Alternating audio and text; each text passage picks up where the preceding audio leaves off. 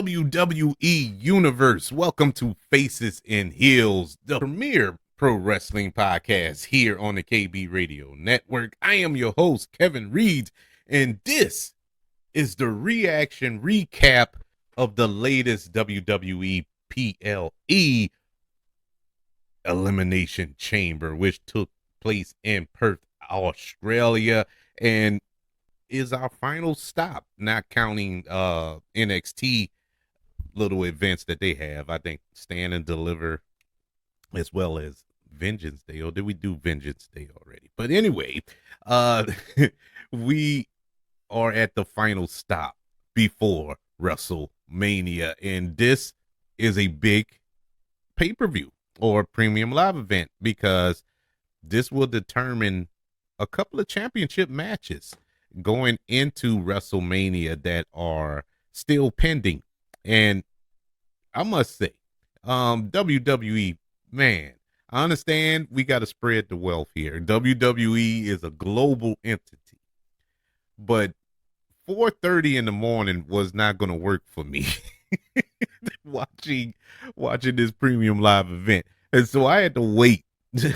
I had to wait, just like a few of y'all. I'm pretty sure a lot of y'all did not stay up or get up early to watch this premium live event. I thought about it. The thought crossed my mind, but life got in the way. I went to sleep. When I woke up, I had to turn off social media. Didn't want to get spoiled. I wanted to watch it all as if I was watching it live, and I was better for it. This event comprised of 5 matches, and let's break down how these matches came to be. Going back to the beginning of this month, on the 2nd of February on SmackDown, the Undisputed Tag Team Championship Contender Series began, and that had 2 fatal 4-way tag team matches, one on SmackDown, one on Raw, and the winning team would face off to determine who would challenge the reigning champions, who are the Judgment Day, Finn Balor and Damian Priest, for the title at this premium live event. And so Pete Dunne and Tyler Bate end up winning the SmackDown bracket that night, while on Raw, DIY won the Raw bracket. And so on the following week of SmackDown, I think that was the 9th, on the 9th of February, Pete Dunne and Tyler Bate, they defeated DIY. And so they became the number 1 contenders for the Undisputed Tag Team Championship and will face Judgment Day at this premium live event. They changed their name. They changed their name to New Catch Republic, which I don't know what that means. I don't know if there's significance with that, but I'm pretty sure there is. I just don't know it right now. So that match was set. And on Raw, the Raw general manager, Adam Pearce, announced, due to the women's Royal Rumble match winner choosing to challenge the SmackDown WWE Women's Championship, Io Sky, and the winner was Becky Lynch, by the way. Not Becky Lynch, Bayley. They're going to face off at WrestleMania. So that meant that Rhea Ripley needed a challenger for her Women's World Championship at WrestleMania. So that will be determined at Elimination Chamber. So the first qualifying match took place on Raw, where we saw Becky Lynch defeat Shayna Baszler. We saw Bianca Belair defeat Michin. We also saw Liv Morgan defeat Zoe Stark. And the 4th and 5th qualifying matches took place last week on SmackDown, and we saw Tiffany Stratton and Naomi defeat Zelina Vega and Alba Fire, respectively. And so those were your participants, but there was still 1 spot remaining. So on Raw, just this past week, we saw the return of Raquel Rodriguez. She was the last woman standing in this battle royal, this last chance battle royal, and secured her spot in the Elimination Chamber. And so in regards to Rhea Ripley, now we're in Australia. So we know that Rhea Ripley was going to have a match there, and she was going to defend her championship before she gets to WrestleMania. So the big question is, will she still have that belt going into WrestleMania? Come on. But in any event, we saw that Nia Jax on Raw. What, it was a few months ago actually.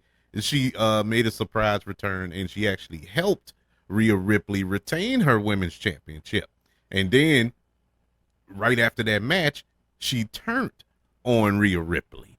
And so at Crown Jewel in November, in a fatal five-way match, those two squared off with three other women, and of course Rhea Ripley came out victorious. But since then, Nia Jax, she has been. This is long-term storytelling here, and so it's kind of worked itself out. But she continued to every now and then attack Rhea out of the blue. But after the Royal Rumble, where Nia Jax didn't win, all right, she seized her opportunity on Raw the very next Raw, and viciously attacked Rhea Ripley and said that she wouldn't make it to WrestleMania. And so next week on Raw, Rhea Ripley called out Nia Jax, but Adam Pearce came out and put the kibosh on that, saying that instead of fighting her tonight, you'll fight her for the championship at the Elimination Chamber. But they still end up fighting each other. But that was the setup to that match. And last but not least, our men's Elimination Chamber match, how this all got set up was, of course, due to the fact that Cody Rhodes chose Roman Reigns at WrestleMania for the undisputed WWE Universal Championship. And so Seth Rollins didn't have a challenger for the World Heavyweight Championship at WrestleMania. So we needed a match at the Elimination Chamber to determine the number one contender. So the first qualifying match took place on Raw, and you had Drew McIntyre and Randy Orton defeat AJ Styles and Sami Zayn, respectively. You also had Bobby Lashley and LA Knight, defeat Bronson Reed and Ivar, respectively. And the last two qualifiers took place on SmackDown last week on the 16th, when Kevin Owens and Logan Paul defeated Dirty Dom and The Miz, respectively. So those were your participants in the men's Elimination Chamber. And also, can't go any further without saying that there was supposed to be another match, but it was canceled. And this was due to the lawsuit or the allegations that have been laid for involving Vince McMahon and John Laurinaitis and also Brock Lesnar. He's wrapped up in this little scandal as well. As you all know, Brock Lesnar was booked in last month's Royal Rumble, but that was right when this lawsuit and accusations came out, and he was implicated in it, so he didn't participate in the Royal Rumble. But he was indeed replaced by Braun Breaker in that match, and Braun Breaker pretty much did everything that that Brock Lesnar was supposed to do, include getting eliminated by Dominic Mysterio. So upon that, it was supposed to be a setup for a match between Brock Lesnar and Dominic Mysterio at Elimination Chamber, if not WrestleMania. But it was supposed to have a match at this premium live event. So one thing led to another. That didn't take place because of all of that foolishness that was going around. So that's that. That's the setup to all these matches. Now let's dive into these matches and react and recap and grade them and see what's next as we head to WrestleMania. WWE Elimination Chamber Premium Live event. It kicked off. Well, actually, we had a match in the pre-show, and it was for the WWE Women's Tag Team Championship between the Kabuki Warriors and Candice LeRae and Indy Hartwell. Um, Not much to say about it. The Kabuki Warriors retained the titles. With Kairi Sane doing her insane elbow, and that was that. Uh, that was that for that match. I don't even. I'm just not. I'm not into the women's tag team championship match. I mean championship period. And it's not being misogynistic or anything like that. If I'm saying it right, that has nothing to do with it. It's just no excitement behind that title. You know, it's no rhyme or reason who gets the shots or these teams are just randomly put together and all this here. It just it's not working for me. You know, and to be fair, I barely pay attention to the men's tag team championships. You know, it just doesn't have that feel like it used to have in the late 80s, 90s, you know, when you had true tag teams. And I don't know. It just doesn't feel the same. But that's my rant for that. But that was on the pre-show. But in the creme de la creme, you have the kickoff to this premium live event, the women's elimination chamber match for an opportunity at the women's world championship at WrestleMania. Our participants, we have Naomi, Liv Morgan, Raquel Rodriguez, Tiffany Stratton, Bianca Belair, and Becky Lynch. This match went on for 32 minutes, and it was an exciting kickoff to this premium live event. I enjoyed this match, and I sound like a broken record, but it's the God's honest truth. I honestly enjoy the women more than the men. It is so exciting. You know, the women really bring it. And when they get a platform like this, a stage like this, they bring it. They really do. Now, there were some botches in this match. And look, God love her. I'm happy she's back in the WWE, but Naomi did not need to be in this match. Naomi looked slow. She looked, I don't know, she just looked out of sorts in this match. Yeah, it was no shock that she was the first one eliminated, but she just didn't look right in this match. And I'm a fan of Naomi, so I'm not ragging on her like that, but it was hard to watch. It was hard to watch. But Naomi got eliminated, after which we saw Raquel get eliminated, who's another one that I'm not the biggest super fan of Raquel. I like her, but you know, it's the John Cena syndrome. You know, she only has 6 moves, and it's kind of lame. But I mean, she is what she is. I'm not mad at her, but she got eliminated. The standout in this match, the star-making performance in this match, Tiffany Stratton. Now, I've been watching her in NXT for a while.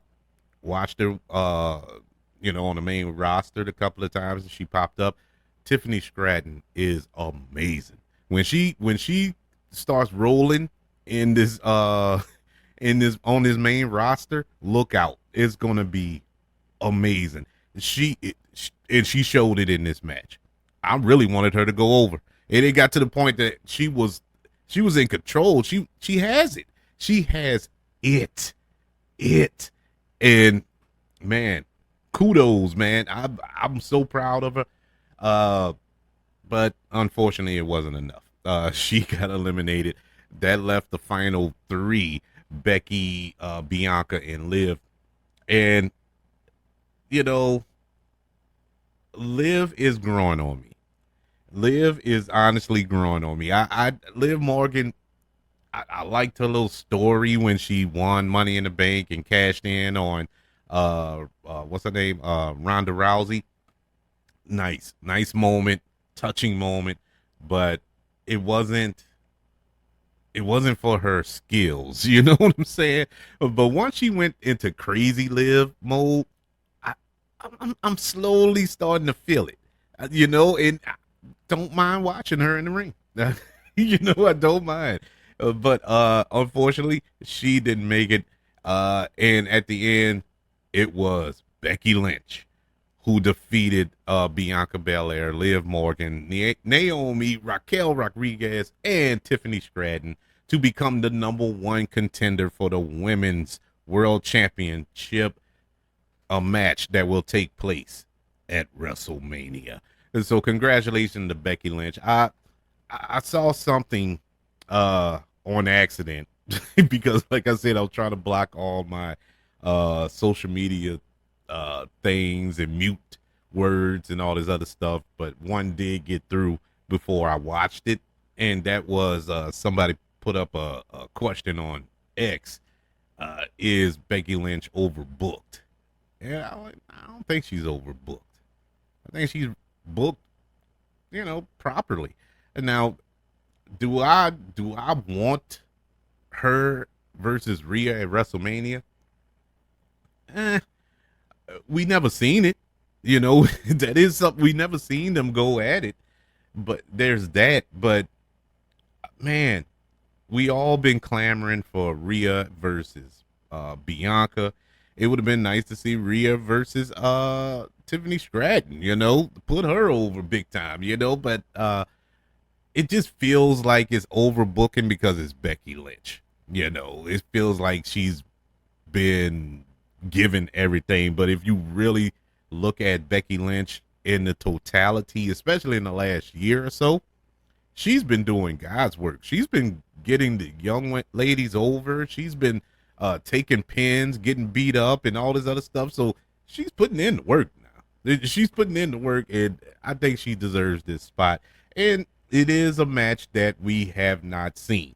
Becky Lynch versus Rhea Ripley. So there's that as well. But I'm not mad at it. I thought it was a good match, really good match. One of the best Elimination Chamber matches I've seen in a while, which is why I'm going to give it 3.5 stars out of 5. I thought it was a really, really good match. Probably can go a little higher if I think about it.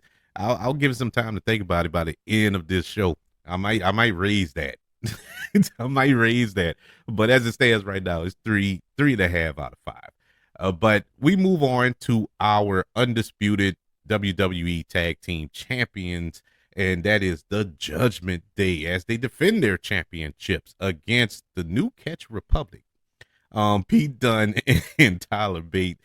This match went for 17 minutes, and it was interesting. It was a solid match.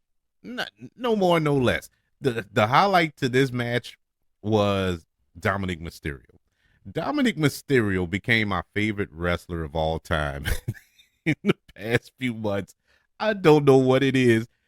The way that he leans into the vitriol that is being spewed at him is a thing of beauty, because not a lot of people can handle that.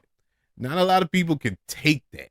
But it's like he's fueled by it, and it's a beautiful thing to watch. This dude is amazing in the role that he's playing.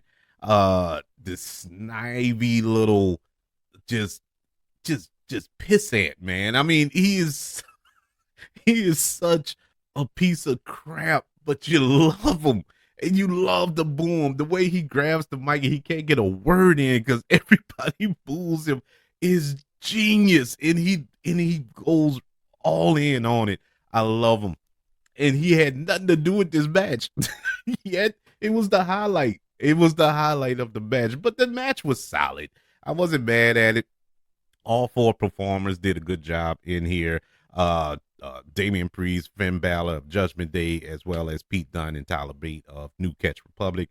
I think it was a good match, solid match.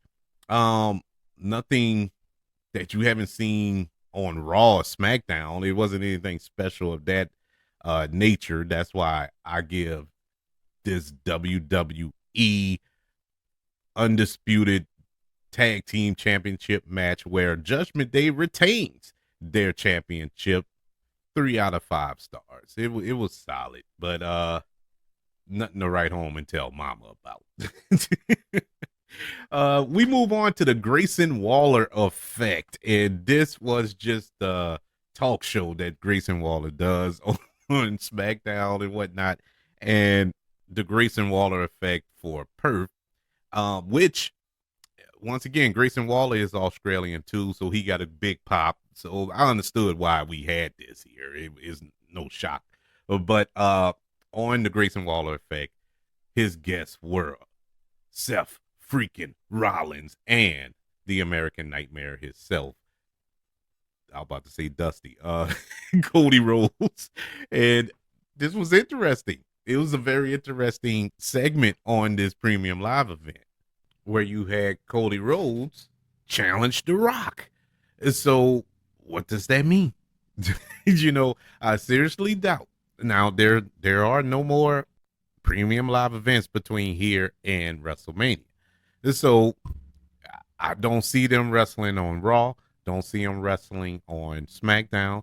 I certainly don't see them wrestling on NXT. And so that means that 9 times out of 10, being as though WrestleMania is a 2-night event, Cody Rhodes would probably wrestle The Rock night 1 and then wrestle Roman Reigns night 2. That's my thought. That's my assumption. That's the only thing that makes sense. Actually, it would have made sense for them to just duke it out here at Elimination Chamber, but I guess The Rock is busy. But either way it goes, it is what it is. As long as it's not the same night, which is silly, I guess that is something to get a little excited about. I look at this finish the storyline differently as I did just a year ago. It's kind of, I don't know, it's like they're sputtering at the end. The bottom line, they should have pulled the trigger last year and just been done with it. Now they're trying to find new and inventive ways other than just doing the same thing over. And I think in their efforts to try to do things differently, it's coming off kind of confusing because there's still no explanation to why Cody relinquished the match and then came back and took the match with Roman Reigns. It was no explanation there. There's no explanation to why The Rock wants to fight Roman Reigns. There's no beef there. It's nothing there other than the fact, it's box office. Okay, I get that to a degree, but it's not, there's no setup there. There's no dare there. Now, you do have fighting for who's the true head of the table element, but they didn't go into that, But anyways, the end of that segment was a brawl. Well, it wasn't a brawl. It was just a beat up fest on poor Austin Theory. Who, are they burying Austin Theory? Because I thought Austin Theory, now granted, that was Vince thing, pushing Austin Theory. But, I liked Austin Theory. And I still like him, but they're not doing anything with him right now. And it's kind of sad to see. But regardless, yeah, that was that segment, and it was what it was. Now we move on to the men's Elimination Chamber match, which will determine who will face Seth freaking Rollins for the World Heavyweight Championship at WrestleMania. Our participants in this match, you have Drew McIntyre, Bobby Lashley, Kevin Owens, LA Knight, Logan Paul, and Randy Orton. And shockingly, I was not excited for this match. I really wasn't. Not because of the participants in it, because I like all parties involved, even Logan Paul. I like all parties involved, but I just wasn't excited. Plus, I knew who was going to win, who ultimately won. And so it didn't shock me. Now, it shocked me how it happened. But other than that, it wasn't, I don't know, it just didn't have that pizzazz. But once the match started, I was all in. This was a really good match. The penultimate match of the evening. And it started off, you got Drew McIntyre and LA Knight. They're going at it. Uh, Another one, LA Knight, they should have pulled the trigger on something. It didn't have to be the Universal Championship or the World Heavyweight Championship. It could have been the United States Championship or the Intercontinental Championship. He needed a scrap. Well, not need, but it would have been nice to see him with a scrap at this point. He's over. He's been over, and they're wasting it, I feel. And by the time they decide to pull the trigger on it, I think the magic probably would be gone. At least that's the fear I have. But he's doing his job. I enjoy LA Knight, and he did a good job in his match, starting off with Drew McIntyre.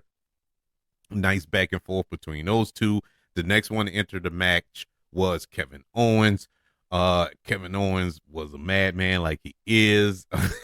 And he was followed by Bobby Lashley, then Randy Orton, then Logan Paul. Really good spots in this match. Really entertaining match. At no point was I bored. They kept the excitement level up. We didn't have an elimination till deep into the match. And once the elimination started, it was all downhill from there.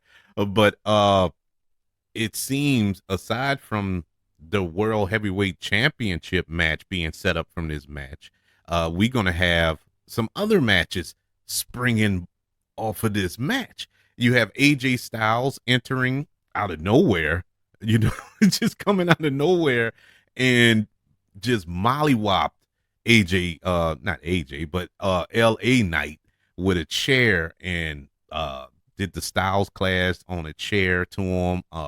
It was a pretty brutal attack, so I guess that's setting up something for either WrestleMania or going forward between those two. You have Logan Paul being eliminated by Randy Orton in this match. Randy Orton did an awesome job of selling his back throughout the match. Really, really good job. And he eliminated Logan Paul. He got the upper hand on Drew McIntyre, RKO'd him, and was about to go for the pin.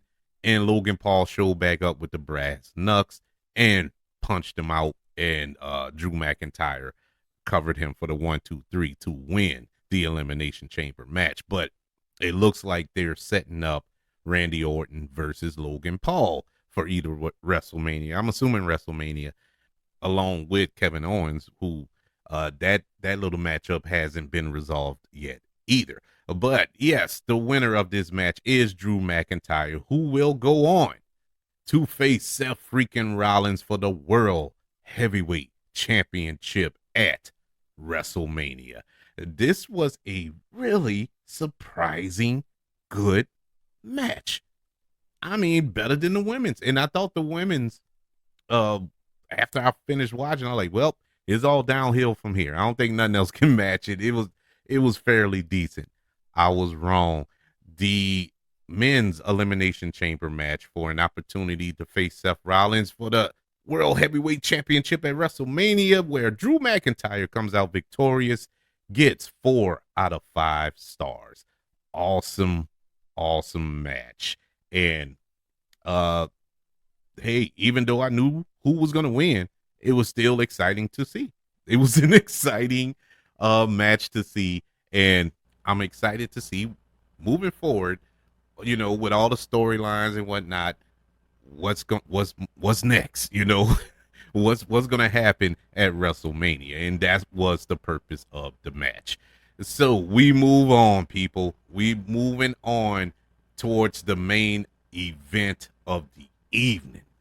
After Triple H came out and announced the attendance numbers for the event, it was time to rumble. We have the singles match for the Women's World Championship between Nia Jax and the champion, Rhea Ripley, who is returning to her home country of Australia to defend the title. I thought this was a really good show, overall. And to have this um main event for Rhea Ripley, this was basically for her. This was a show for her. This is her show. It reminded me of what that was, 96, 97, somewhere up in there, where they had a pay-per-view called Rock Bottom, and it was centered around The Rock. It was his show. And he wasn't showcased through the whole show, but this was during the corporate Rock thing. But anywho's, they gave him his own thing.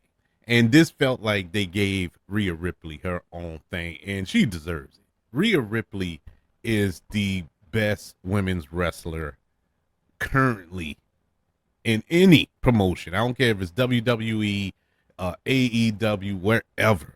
She is the best. She's the best. Ring skills, mic skills, the look, everything. She possesses it all. And, it's all from hard work. She really did work her way up to the top, and she deserves this moment of shine. But even with that, this match really it showcases why she is the best, because this wasn't a squash match. She didn't come out there and just demolish Nia Jax. Nia Jax, for the most part, was in control of this match the entire match. She really put in some work on Rhea Ripley, and Rhea Ripley allowed her. You know what I'm saying? You have to be willing to give in order to get, in the wrestling business, especially in the ring. You have to be able to trust your fellow opponent on the other side of the ring. And Nia Jax, over time, has not, has not been trustworthy as much as she hurts people or has hurt people in the past. And she's gotten better at that, thank God, because she was just destroying people. But Rhea Ripley, I mean, was taking all the bumps. I mean, doing it all, and I was just impressed by that, and taking all of Nia Jax. I mean, everything out of the arsenal. The Annihilator. She got Samoan drop through a table, well, onto a table, then an elbow drop through the table. I mean, she was taking everything from Nia Jax, and it was. I was like, come on, man. You gonna kill her before WrestleMania. But at the end of the day, she got the upper hand and defeated Nia Jax to retain her women's world championship, and will go on to WrestleMania to face Becky Lynch. And I'm excited for that. After I let it set for a second, I'm excited for that because, as I said earlier when we were talking about the women's elimination match, I haven't seen that match, and nobody has seen that match. And you know what better way to have that match than at WrestleMania? Yeah, sure, we want the dream matchup with Bianca. We want the dream matchup with Jade Cargill, even with Tiffany Stratton. That would be a good one because these are two powerhouses. And so it would have been nice to see that. But at the end of the day, storyline wise, this fits. And I'm excited to see it. Rhea Ripley successfully defending her Women's World Championship against Nia Jax gets 4 out of 5 stars. Awesome main event. It was a really good main event. Overall, this was a really good show.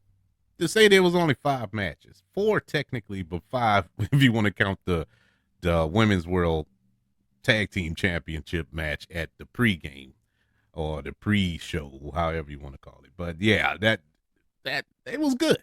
It was good. Both of the Elimination Chamber matches were off the chain.